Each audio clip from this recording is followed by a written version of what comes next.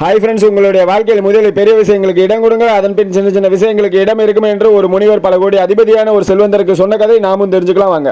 செல்வந்தர் ஒருவர் முனிவரை சந்திப்பதற்காக சென்றார். தியானத்தில் இருந்த முனிவர் சில மணி நேரம் காத்திருந்த அவர் கண் திறந்து அவருக்கு முன்பாக போய் நின்றார். செல்வந்தரை பார்த்த முனிவர் என்ன விஷயம் என்று கேட்டார். அதற்கு செல்வந்தர், சுவாமி, என்னிடம் நிறைய செல்வம் இருக்கிறது. அதை வைத்து நிறைய கேளிகளில் ஈடுபட்டு சந்தோஷம் அடைந்தேன். ஆனால் எனக்கு மன அமைதியும் குடும்பத்தினர் அன்பும் பாசமும் கிடைக்கப்பெறவில்லை. அதற்கு நான் என்ன செய்ய வேண்டும் என்று கேட்டார். மரத்தின் அடியில் தவம் செய்து கொண்டிருந்த அந்த முனிவர் எதுவும் பேசாமல் எழுந்து அருகில் இருந்த தன்னுடைய குடிலுக்குள் நுழைந்தார். செல்வந்தருக்கோ முனிவர் ஒன்றும் சொல்லாமல் போய்விட்டாரே என்ற வருத்தம் மேலோங்கியது. ஆனால் சிறிது நேரத்திலே குடிலுக்குள் இருந்து வெளிப்பட்ட அந்த முனிவர் செல்வந்தரிடம் வந்தார். தன்னிடம் இருந்த பை ஒன்றை செல்வந்தரிடம் கொடுத்த முனிவர், இந்த பையில் இங்கு இருக்கும் பெரிய பெரிய கற்களை எல்லாம் நிரப்பு என்றார். முனிவர் சொன்னபடியே அந்த பைக்குள் பெரிய பெரிய கற்களை எல்லாம் வைத்து நிரப்பினார் செல்வந்தார். இனிமேல் ஒரு பெரிய கல் கூட அந்த உள்ளே நுழைய முடியாது என்ற நிலை வந்தது. முனிவரிடம் வந்து பையை காட்டினார். அந்த பையை பெற்றுக்கொண்ட முனிவர் கீழே கிடந்த சிறிய கூழாங்கற்களை சிலவற்றை எடுத்தார். அந்த பையில் போட்டு ஒரு குறுக்கு குலுக்கினார். கூழாங்கற்கள் அனைத்து பெரிய கற்களுக்கு ஊடே இருந்த இடைவெளியில் போய் இறங்கின.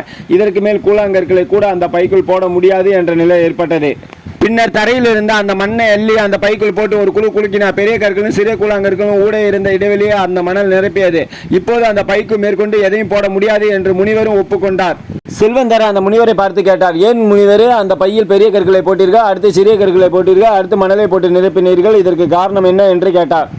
இப்போது செல்வந்தர் முனிவரை பார்த்து சொன்னார், பையை முதலில் மணல் கொண்டு நிரப்பியிருந்தால் அதற்குள் பெரிய கற்களையும் கூழாங்கற்களையும் சேர்க்க இடம் இருந்திருக்குமா என்று கேட்டார். முடியாது என்றார் செல்வந்தர். அதேபோல்தான் வாழ்க்கையும். செல்வந்தரே, வாழ்க்கையை மேம்படுத்தக்கூடிய அன்பு, கருணை, உடல்நலம், மனநலம் போன்ற உன்னதமான விஷயங்கள் அனைத்தும் பெரிய கற்களை போன்றவை. வேலை, வீடு, கார் போன்ற செல்வங்கள் கூழாங்கற்களை போன்றவை. கேளிக்கை, வீண் அரட்டை போன்ற அற்ப விஷயங்கள் மணல் போன்றவை. உங்களுடைய வாழ்க்கையில் முதலில் பெரிய விஷயங்களுக்கு இடம் கொடுங்கள், அதன் பின் சின்ன சின்ன விஷயங்களுக்கு இடம் இருக்கும். அதுவே உங்கள் வாழ்க்கை அற்பமான விஷயங்களுக்கு செலவழித்து விட்டால் முக்கியமான விஷயங்களுக்கு இடம் இருக்காது என்றார். இப்போது மனம் தெளிவடைந்து வீட்டிற்கு புறப்பட்டார் செல்வந்தர். ஹாய் ஃப்ரெண்ட்ஸ், நாமும் பெரிய விஷயங்களுக்கு இடம் கொடுப்போம். அதாவது அன்பு, கருணை, உடல்நலம், மனநலம் போன்ற உன்னதமான விஷயங்களுக்கு முக்கியத்துவம் கொடுப்போம்.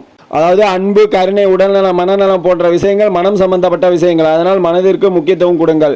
இந்த பெரிய விஷயங்களுக்கு நீங்கள் முக்கியத்துவம் கொடுத்தீர்கள் என்றீர்கள்னா வீடு, வேலை, கார் போன்ற செல்வங்கள், கூழாங்கற்களை போன்ற சின்ன விஷயங்கள் உள்ளே வரும். அடுத்ததாக கேளிக்கை, வீணரட்டை போன்ற அற்ப விஷயங்கள் மணல் போன்றவை இது தானாலே உள்வரலே வரும். உங்கள் வாழ்க்கையில் கேளிக்கை, வீணரட்டை போன்ற அற்ப விஷயங்களுக்கு முக்கியத்துவம் கொடுத்தீர்கள் என்றால் பெரிய விஷயங்களான வாழ்க்கையை மேம்படுத்தக்கூடிய அன்பு, கருணை, உடல்நலம், மனநலம் போன்ற உன்னதமான விஷயங்கள் அனைத்தும் உங்களை சேராமலே போய்விடும். அதனால் நீங்கள் பெரிய விஷயங்களுக்கு முக்கியத்துவம் கொடுங்கள் என்று இந்த கதையை முடித்துக் கொள்கிறேன். நன்றி.